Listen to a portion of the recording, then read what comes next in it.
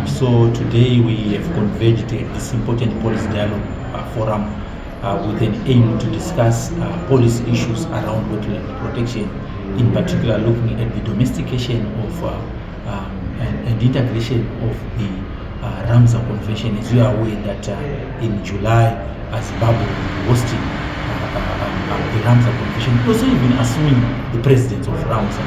So again, as a country, this is also an opportune time to then embrace the Ramsar Convention, but also more importantly, to then domesticate it in our Zimbabwean laws and integrate it into our environmental laws, so that we can be able to strengthen wetland protection in Zimbabwe, and even in particular also in Harare. As you are aware that these ecosystems continue to suffer from land degradation. As you are aware that some wetlands are depleted. It might be through construction of houses, unplanned settlements, and even pollution. So basically here we have gathered to then come up with policy proposals that we can also be able to give to our policymakers, and also to ensure that we then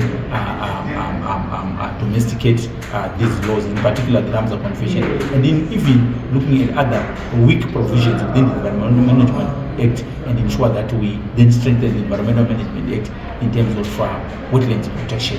So that's the reason why we have institutions. We have the Wetland Zimbabwe. They are focusing on biodiversity. We have got Community Water Alliance, and these are our experts on water provision and access to water.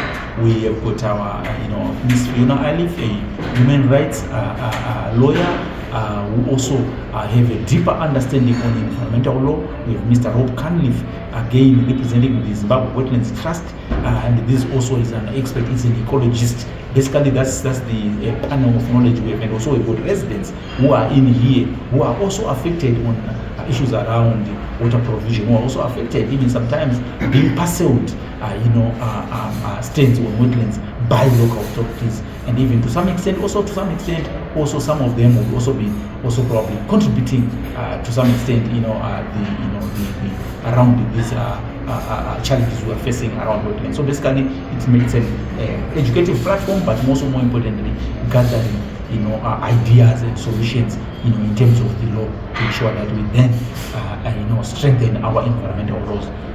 As we are aware also that the Environmental Management Act is under review, so we consider that this can be an opportune time to then put the wetland agenda, especially ahead of the COP 50.